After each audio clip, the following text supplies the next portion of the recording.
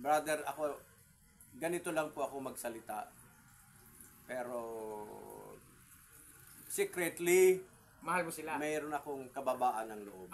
Very good. Itataas ka ng Panginoon sa takbo. Yan lang ang, kaya nga sabi ni Brother William, nung ako, nagharap-harap kami dito, Opo. mayroong 3 elder, at si Brother William, nakalimutan ko na iba.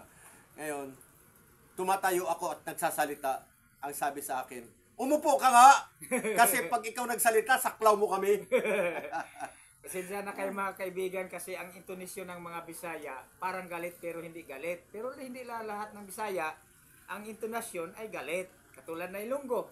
Malumanay nga pero sinasakal na pala yung pusa kasi nanghungkam. Ayun, ang nangyari. Kumuha ng pagkain. O ikaw pusa, bakit mo inubos yung ulam ko? Hindi, Ganun. pwede naman magiging malambing ang pagsasalita. Pero since nga, nandito tayo ngayon sa pagko-content, kailangan yan ng Kaya bigyan ng ng emotion. Oo, yung tinatawag Live. parang impasya o may punto talaga, punto sa punto. Pero pag kinausap mo ako na hindi nakaharap ang kamera, magsasalita ako ng pabulong. Okay. Di ba? Ganon po yun eh. At malambing. Pero yung grievance ko, madali naman maalis yun kasi yun ang Diyos nga ni latigo at pinako sa cross, nagpatawad pa nga. Sabi Tama niya, yun, brother, patawarin mo sila dahil hindi nila alam ang kanilang ginagawa. Naalala na naman natin yung sinabi ng Diyos, kung magagalit ka, huwag mong palubugan ng araw. Kuha pa natin ang ibig sabihin noon? Hindi, nalulubugan na nga kay Efeso 4:26. Yung aming problema, year of 2021, 22, 23, 20, nalulubugan na nga. Nalubugan talaga eh. Nalubugan. Sila yung nagpapalubog. Hindi ikaw. At least hindi ikaw. Maintindihan naman partly meron din ako dahil nagdemanda ako. Pinagbawal nga sa amin magdemanda. Dalawang meaning yung nalulubugan ng araw, brother. Okay, brother. Ganito, bawal daw sa amin magdemanda. No, bawal. Hindi ko maunawaan. Sino may sabi? Ha? Sino may sabi Ewan ko bawal? sa kanila, bahala sila. Hindi po bawal mga kapatid ang magdemanda. Nasa batas yun. At nasa artikulo doon, article chapter 3 and then article 13, Social Justice and Human Rights.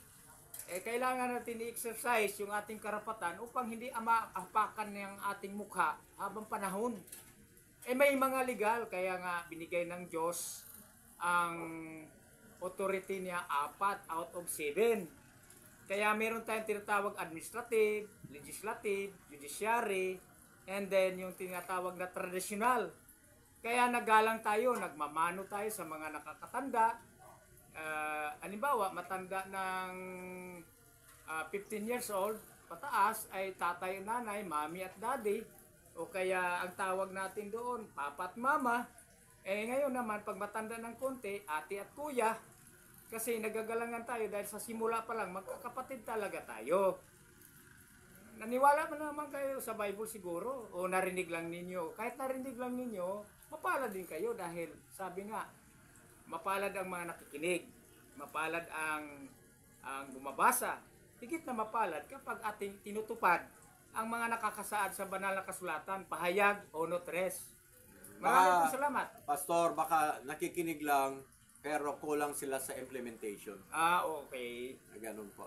So, yun ang mga ganung bagay, subject for patawad naman yan mga ganung bagay. Kasi nga, tulad niyan, si Kristo nga pinako sa cross, pinatawad nga yung tao, ako pa kaya. Sabi nga, makapagpatawad nga ang Diyos, ikaw pa na tao. Oo naman. Tama rin naman yun. At sabi naman din sa Biblia na kailangan magpatawad ka dito sa lupa para pagdating sa langit, patatawarin ka din ng Panginoon. Tama.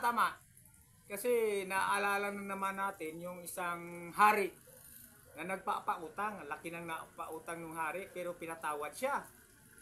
Nung namang nakita ng hari na ang napatawad niya ay sinakal yung nagkautang sa kanya na ang liit lang naman. Nagagalit tuloy ang Panginoon. Panginoon ba o hari o yung ano, yung Hari master? ang binanggit kasi ang Diyos kasi hari ng mga hari yan. Assuming na hari siya. Oo, tayo kasi ay haring maliit lang. Nasa Bible yan eh. Okay. Small king, bali prinsipe. Ang mangyari, dapat hindi na niya siningil dahil siya nga, hindi nga siningil, di ba? Oo. Ngayon naman, ako naman, nakiusap ako na I will not demand for any payment to her and to them. Basta ba pagpalain ako ng YouTube? Siyempre naman. Nasasahod. Sigurado yan. Kasi what you sow, you reap. Kung anong Tinanim tinatanim mo, mo, siya yun ang aanihin. iyong aanihin. Nagtatanim ka ng magandang mga impormasyon. Mhm. Kompleto. Kompleto kasi merong spiritual. Physical. Tungkol sa financial, tungkol sa legal. Di ba? Opo. Ano pa? Malalaman na ninyo mahal, mga kababayan na minamahal, patuloy lang yung subaybayan at mag-subscribe kayo sa programa ni Edgardo Ilgasis. Thank you. At sinusuportahan naman namin, ako po si Antonio Pilagorin. Sinusuportahan ako ni Brother Antonio Laguren sa aking mga ginagawang content. Apo. Nagpapasalamat po ako sa mahal na Panginoon sa pagsuporta. Pasasalamatan ko yan. Ngayon pa lang, nagpapasalamat po ako Apo. sa Kanya. Kaya kung ano mang pagpapala na ibigay sa akin ng Panginoon, hindi ko rin makakalimutan si Pastor Antonio. Wow! Laguren. Siyempre, pagpalain ka naman yon. Amen. Ibang usapan naman yon. Oo. Kapag pinagpala mo ang isang tao, kapag ikaw din naman ay hindi nakakapagbayad sa kanya, maaring ibang tao na naman ang pagpalain mo rin, financial o material. Ngayon, kung ikaw naman ang gagamitin sa akin, mas maganda ang Diyos ang magbayad sa akin. Bakit? Paano magbayad ng Diyos? Espiritu siya. Nako, doble-doble yun kapatid. Hindi mo kayang putumbasan yung kanyang kabutihan. Bakit siksik, liglig, umaapaw? Oo! Nako, hindi kaya. Ang tao kasi, kung magkano lang ang kaya niya, yun lang talaga. Pero sabi ng Panginoon, be contented with what you have. Oo naman, tama rin yun. Very good. Hindi naman tayo ibig sabihin, nagsasabing hindi tayo kontento. Kundi, pinaliwanag lang natin na hindi ko inasahan na ikaw rin ang magbigay sa akin ng pagpapala. Kung No, not not me. salamat. Hopefully, sa ating ginagawa ay God will bless us. Yes. At siyempre, yung mga taga-panood, taga-pakinig, Opo. please subscribe, like, and share it to your friends and relatives. Yes. At alam mo, dito, ang usapan namin ay is a combination of pautang na hindi nagbabayad na nagiging scammer. Yan. Na parang chismis. Ayun, ito naman siya nagsasalita in a Bible sense. Yan, tama So, po yun. kompleto. Mm. Maaring ang wala lang sa amin, yung hinihingi ng mga subscriber na, can I see your hot photo? Oh. Yung hubad daw. Nangihingi ng hubad. Sa iyo? Oo. Nang mahubad physically? Oo. Ay, Ini-ignore ko yung ganon. sorry po mga kaibigan, hindi po yun matuwid kasi we are speaking in the public. Ayaw nating maging bastos para sa iba. Kung sa inyo No, ay... it was just only a secret maybe. Sabi niya, pwede bang makita ko na yung nakahubad yung ganon. Pero wala naman akong ganyan para maghuhubad. Baka... Tsaka baka besides, tinutokso ka lang o sinusubukan. besides, I am not in the right way of doing that kasi may edad na po ako. Oo. Hindi na. Tama. Hindi na. Tama. Noong kabataan ko pwede. Oo. Pero ngayon hindi na ako. Ako magsasalita lang sa kanila. Paalala lang mga kaibigan. No, it's not naman na Pilipina, yung ano yun, yung mga foreigner. Foreigner. Mga babae. Even you are foreigners, don't do like that because we are talking about values. Values, pagpapahalaga. Simple English is core. Core. C-O-R-E. Na ang pinakamaganda talaga doon, yung heart. puso sa puso. Gusto ba niyo you would like to break your heart because of the uh, Motive. motives, bad motives and wrong talking? It's up to you because God knew that. Kahit magtago tayo, ang buhok nga natin ay bilang na. Binilang ng Diyos. Binilang ng Diyos yan. Buhok natin. Ibig sabihin, mahalaga ang bawat isa sa atin. Kasi buhok pa lang, bilangin niya Paano yung nalagas? Ay nalagas hindi sinasadya yun. Pero may pangako ang Diyos sa mga nagtitiwala sa Kanya, kahit hibla ng buhok, walang malalagas. Yung nalalagas. May nalagas nga pag nagsuklay, nalagas. Baka naano lang yun na Papalitan naman siguro. Nasobrahan lang siya ng paggamit ng shampoo kasi naranasan ko rin yun noon. Saka yung pagsuklay. Oo, pagsuklay kung medyo hindi Pero na nakagamit ng siguro naman, kahit langis man lang siguro ng naman kapag alam ng Diyos na bilang salita niya yun, hindi ako kontra. Pero nalagas. Pero siguro naman papalitan ng tutubo. Oo, may tutubo yun. Tutubo. O, di ba, pansinin mo, pag tayo nag-ahit, o bubunutin man natin, lalong dumadami ngayon eh. Ganun ba? O, balik tayo doon sa pinag-uusapan. Pasensya, ako hihingi ng pasensya po sa ating mga tagapanood na O, ako rin po. ako, kasi Kung mayroon man kami pagkukulang sa inyo, nawa pasensya. mahaba ang inyong PC, nawa ang inyong pangunawa, dagdagan niyo po ang aming mga pagkukulang dahil kami rin ay nagnanais din na magkatulungan tayo sa aming mga pananalita, nawa nakadagdag din sa inyo ng karagdagang kalaman. Alam mo ba, napansin ko, Brother Antonio Lagorin, na pag lumalaban ako sa dimandahan dito sa lugar ko, Opo, medyo nangingimi. nangingimi. Ibig sabihin sa Tagalog yun, ano, yung parang yung they keep distance of themselves of doing to harass. Tuwaras. Parang dumidistansya sila sa pagpatuloy na mangharas sa akin. Kasi lumalaban po ako. Kasi alam mo yung matuwid, yung responsible kasi ng tao ay masusugan yan sa pagiging kumpleto na mga hakbang. Dahil lahat kasi may proseso yan mga aking kaibigan. Ganon. Di ba? Tama ka naman sa ginagawa mo. Tama. Huwag ka mangingimi. Hindi ako sila. Kaya nga Edgardo ang pangalan mo. What is the dalit or door? Pintuan ka kasi ng kabutihan kung maintindihan mo ang pangalan mo, Edgardo.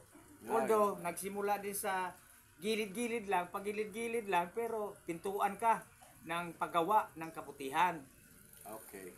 Ngayon, pagpatuloy natin yung ating kwentuhan para magkaroon tayo ng exchange of idea and Okay. mapag-usapan. Mm-hmm. Biro mo, pinaalis niya dito yung kasama ko sa bahay ng pangalan Russell. Russell, Oo. ano namang dahilan? Kaibigan. Meron silang hindi pagkaunawaan, hindi ako kasali doon. Basta, pinaalis niya si Russell. Hindi niya ba alam na si Russell ang nagbibigay ng boundary na 35 pesos sa akin? Boundary, 35 pesos? Ang utang niya is 20,000. Oo. Ngayon, si Russell nagbibigay ng 35 pesos kada araw. Pero hindi yun kada araw dahil minsan naglalasing, minsan nagsusugal. So hindi yun naibigay lagi, no? Pwede matanong, sino ba yung Russell sa kanilang Yung buhay? yung border dyan sa taas, ako sa baba. Yung dating okay. border na may ngayon, hindi dapat niya pinaalis yun dahil nagbabayad sa akin yun. Pero nakaalis na talaga. Pinalayas niya. Ay, sila naman ang accountable kay God. Don't worry about that. Pero kapatiran yun eh. Oo nga. Kapatiran yun. Parang tahimik na lang ako, wala na akong kibo.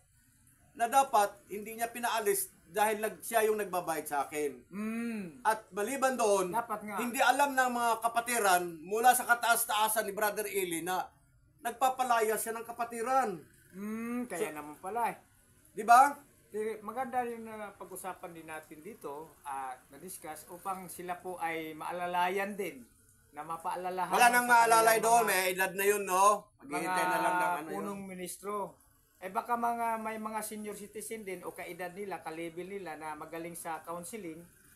Pakiusap lang po. Alalayan niyo yung mga nabanggit ni Brother Edgar na sila po ay ayon sa karunungan na binigay ng Diyos sa inyo ay may lapit ninyo sa Panginoon at turn to from the wickedness, sabi nga ganon. Ang Diyos naman ay magpatawad. Sabi nga ganon. Kung ang aking bayan ay tumawag sa aking pangalan, nagpapakumbaba, dumadalangin, tinatawag ang kanyang kalooban o ang kanyang mukha'y titingnan, ang hindi physically ha, kasi hindi mo makita ang Diyos physically. Yung ibig sabihin, yung ipinamumukha ng Diyos, yung katwiran niya, righteousness, peace, and joy. Katwiran, kapayapaan at kagalakan. Kagalakan ba natin na gagawa natin ng masama o pagsalitaan natin ng masama ang kapwa? Hindi. Hindi lang kapwa, kapatiran yun, Oo, nabautismuhan. lalo na. At hindi lang yun. Siya Oo. pa ang nagyaya noon, dinala niya sa apalit. O lalo At na. pinabautismuhan. Okay, Tapos, ano nangyari? Bakit siyang nag-kumbinsi, siya nagpabautismo sa apalit, tapos siya din nagpalayas. o simple ano kasi yung Ano yan? Simple mathematics? Ano ba yun? kasabihan na ganito. May bunga, may bunganga, at may bungang araw. Baka ang pagkakaintindi niya, pareho lang yun. Iba yung, Parang phase 1, phase 2, phase 3. Oo. Yung phase na mukha, yung phase na isda, at saka phase 1, phase 2, phase 3. parang ganon. Hindi naman pareho yun eh. Bungang araw, Makati yun. Bunganga, nagsasalita ka lang na wala namang batayan. Ano yun? Panisabol by law o panisabol by God? Pareho. Nagpapatawa tayo, Brother Antonio Lagorin. Anyway, Oo. so yun nga po ang nangyari. Kaya follow up lang doon sa darating na aking content na nagkasakit ako nang dahil sa na-stress po ako ng sobra dahil ang katotohanan wala talaga akong pera na pambili ng materyales na lagyan ng bubong yung bahay na nabili ng anak ko. Opo. At dahil sa makulit si Brihidalaya, Sister Brihidalaya, makulit na umalis ka na dyan dahil gagawin kong budiga yung tinitirahan mo, nasubraan ako ng pag-iisip, hindi ako makakatulog sa gabi, kaya ako natake. Isa pa naalala ko, Brad, ang ganda pala ng fish din, no? Brihida pala. O ano mong Brihida? Kung anong Brigade, sabihin? brigade. Brigade nga eh. Brigade. Nagbabantay, di ba? Alam mo, Brigada. katumpas nan, isang general ang ilalagay doon sa tinatawag na brigada, di ba? At saka yung D, dalit nga yung pintuan. Pintuan ng pangunguna, yung alif kasi yun sa Hebreo na salita. Ang ibig sabihin, nangunguna. Nangunguna sa lahat ng salita, alif. Kahit sa English, letter A, apple. O pag ikaw may talino section A ka ilalagay, di ba? O kaya number 1. Sa kolehiyo 1 flat, di ba? 100%. Ang gusto kasi ng Diyos, mga kaibigan, ay magkaroon tayo ng tinatawag 100% na attitude. Matthew 5:48, be perfect because God who called you is perfect, my Father is perfect. Marami pong salamat. Uli.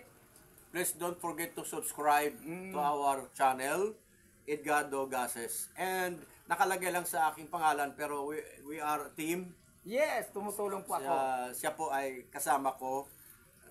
Antonio Pilagorin. Nakarehistro lang kasi sa akin. Opo. And siyempre, yun namang taga-pakinig at nakikinig kay Pastor Tony Lagorin sa kanilang simbahan. Huwag Opo. nyo namang kalimutan na suportahan siya just to subscribe Tama po. and like and share to your friends and relatives kasi you know exactly what is the present situation of Pastor Tony Lagorin na kadilakad. Amen. Kanilakan mga kapatid. Di ako You nahiya. have to humble yourself. Salamat ako sa Panginoon.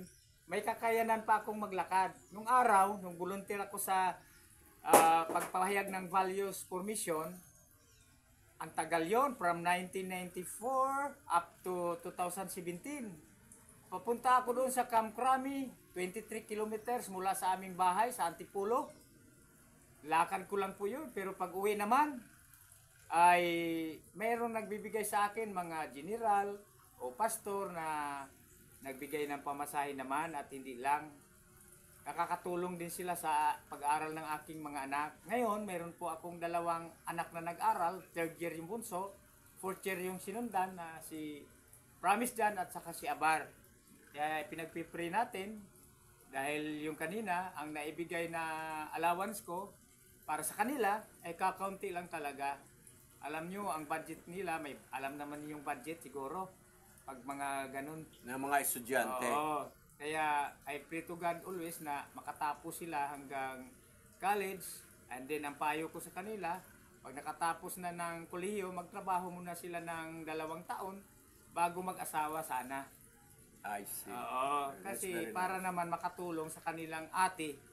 O kahit sa mga ate na lang nila. Kasi ako, malapit na rin akong magpensyon sa SSS. Piniprepare na lang yung aking birth certificate at ilang buwan na lang, loobin ng Panginoon, magpensyon ako sa July 6. Loobin ng Diyos. So you will receive at least 18 months lump sum Opo. from your pension. Opo. Kung gusto mong i-process ng 18 months. Opo. Pag hindi naman, monthly, Opo. walang problema. Okay. Ngayon po, yung ating pinag-usapan is subject for only a grievance Mm-hmm. and Grievance. subject grievances Grievances. and that is also subject for forgiveness. Opo, forgiveness. Para- Very good, forgiveness. Oh, galing. Subject for forgiveness, pero meron nga ako sinasabing civil obligation. Oh, tama din. Ano bang Tama. gusto mo? Balansi. Ano bang gusto mo, yung forgiveness lang? Yung utang ko, okay na. Yung pandudusta ko sa'yo, pang-aapi ko sa'yo, okay na. Ganun ba yun? Hindi, kasi... Tapos sorry na, sorry, Hindi ganun? lang ganun. Kasi Hindi tingnan mo ganun. ha, Naku. ang Panginoon na mismo, kung makatawan, Alam mo, hari. mahirap magsalita, Pastor. Mm, Brother Antonio Lagoren. tama. Mahirap magsalita Mm, kasi maging ang pastor ay dinidimanda, opo, opo. maging ang pastor nagdidimanda. Totoo yun ako. Dinidimanda nga ako. Wala akong kasalanan eh. Hindi totoo yun. Hindi talaga totoo yun na porque nagsasalita ka ng salita ng Diyos, pag ikaw nakanti, Mm, alam mo yung ibig ng kanti? nakanti. Nakanti, yung Nasagi ng konti. nasagi parang o whatsoever, Mm. o namatay ang anak mo, I don't know kung hindi ka ba magdidimanda. ganun. Wag naman. No, example lang yun. Oo. Halimbawa, yung anak mo na nasagasaan, Wag naman. hindi ka ba magdidimanda? Ay, wag. Eh, siyempre. Bilang pastor? Meron ngang civil obligation na tinatawag. O kasi namatay, di ang gagawin mo doon, ikaw na magpagamot sa hospital, ikaw na magpalibing. Mm. Ano tawag noon? Blood money. O kasi nasubukan ko rin noon, nakaranas ako nakakilala na sa Panginoon. Mahirap magsalita, no? Naku, nakita. Binayaran din nila yung nakiusap sa akin ng driver, isipin mo ba naman, It's very hard to Habang speak nagtra- out. Oh, It yes. is very hard to speak out. Oo. Kasi sa JMCI, sa Jesus Miracle Crusade, may mga attorney doon. Oo naman. Oo. May mga attorney na sa paligid. Oo. Kaya nga nilagyan na ngayon kasi may judiciary nga na isa sa mga authority. Lahat ng congregation meron silang mga lawyer. Oo, out of 4. Tandaan natin lagi, ang batas ay batas yan na galing sa Diyos. Kaya nga, ilawan ito sa ating mga paa, tanglaw sa ating daraanan kapag ito'y ating sinusunod. Lahat ng batas kasi galing sa Diyos. Salmo 119, 105, versikulo 105. kapag hindi natin sinusunod ang salita ng Diyos, ibig sabihin, lumalabag tayo sa mga batas dito, Roma Kapitulo 13, kaya sila ay terror dahil lumalabag ka sa batas. Halimbawa, flag racing, alam mong dapat kailangan, tumigil ka dyan. Hindi ka tumigil, diretso ka. Hulihin. Hulihin ka kasi lumalabag ka sa batas. Okay, in addition to that, Pastor, ganito po yan. Alam mo, ang grupo ng relihiyon dapat, base sa ating constitution, nakalimutan ko anong section. The separation of the church shall not be inviolable. Oo, nakalagay Kasi, rin doon. ang pamahalaan ng iglesia ay hindi saklaw ng gobyerno. Oo, totoo yun. Pero we are talking that ang lahat ng batas ay galing sa Diyos. Hindi natin sinasabi na, hindi natin pinag-usapan na ang iglesia, wala tayong pinupunto doon iglesia, kundi batas galing sa Diyos. Tama doon, Tama pero po ba?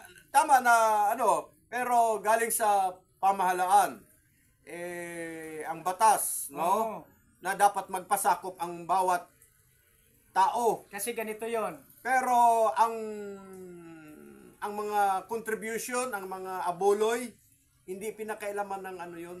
Oo, yun na yun. Yun ang Pero alam ko, ngayon, ang institution ng isang congregation ngayon ay nagbabayad na ng taxes sa BIR.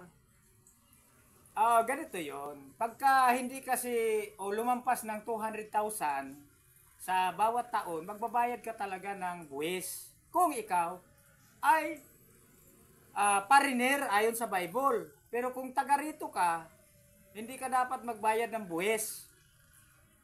Pag ikaw isang membro ng kongregasyon or Hindi. namumuno. Kung dito ka sa Pilipinas nakatira, Pilipino ka, Filipino citizen, wala ka dapat bayaran. Pero dapat kasi dapat inviolable dapat yun na the separation of the church shall not be inviolable. Huwag lalabagin ang karapatan ng iglesia. Kaya nga po. Ang kaso, Marami kasi- naririnig ko na nagbabayad pala sila ng taxes ngayon. Marami kasing relihiyon na bakit nakarehistro yan sa Security Exchange Commission, pero may hangganan yan 50 years lang.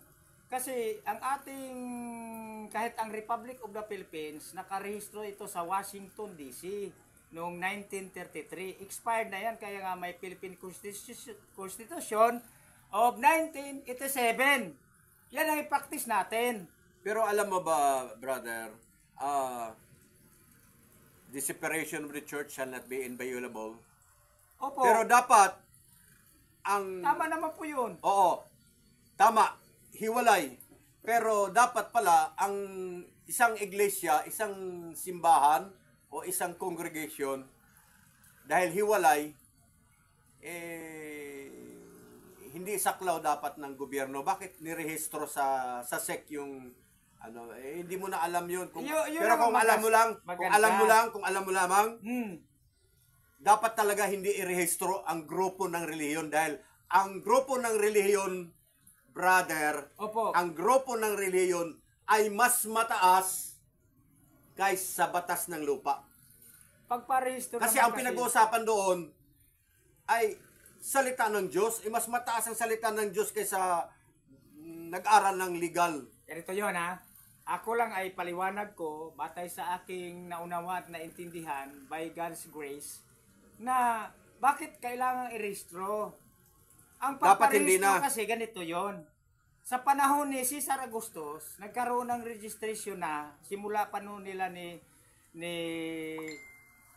Virgin Mary at ni Joseph. Nagpatala sila kasi dumadami na ang tao, hindi na makontrol. Pero hindi ibig sabihin, nagbabayad ka sa registration na yan, kaya nga meron lang tinatawag na yearly update o report para mailagay din sa ayos kasi sila nga yung nangangasiwa sa kapayapaan at kaayusan. Yung mga nasa kinauukulan, mga kapatid. Republic Act 7160. Ayan ay katha ni Aquilino Pimentel. Galing din sa Article 3 yan na dapat nating maunawa at maintindihan. Existing pa yan. Kasi pag galing sa Philippine Constitution 1987, existing yan hanggang ngayon. Hindi expired. Kasi wala pang 50 years. Nakuha ba natin? Naintindihan? Yung isang ibang mga batas kasi, wala na yon kung totoo. So, panahon pala ni... 1933, bilangin mo. Sa panahon nila Maria, ni Joseph, mayroon ng Meron mga ng style ng registration. registration. Oo, pagpatala, kaya nagsimula na yung apelido. Pansinin mo, yung unang mga tao walang apelido, di ba? Oh. So, from the beginning, nung panahon pa ni Jesus Christ, wala pa si Jesus Christ. Ngayon, meron na palang ganyan. Angkop natin sa Biblia. Di ba may sinabi doon sa ating pinag-usapan, fruit of the Holy Spirit, self-control. Kung may self-control tayo, ang government isa rin sa pinagkatiwalaan para makontrol ang kabuuan na kanyang pinamahalaan. Kasi sila tumanggap sa tatlong klaseng otoridad. Yung administrative, legislative, at saka judiciary. Yung pangkalahatan ay yun yung tinatawag traditional authority na dapat nating exercise lahat at nasa ilalim tayo lahat dahil ilawan nga sa ating mga paa, tanglaw sa ating daraanan kapag ito'y ating sinusunod. Ang separate of state between the church and the state. Ang hindi nila pakialaman yung magkano na yung abuloy, magkano na yung activities. O hindi nila pinakialaman yun. Yung tithes and offering at saka yung mga pledging sa church. Yun lang yung hindi pinakialaman. Oo, pero ngayon pinakialaman na pag may nakabili kang lupa, pag nakabili ka ng eroplano, hindi kasi pinakialaman ganito. Ulitin natin ha.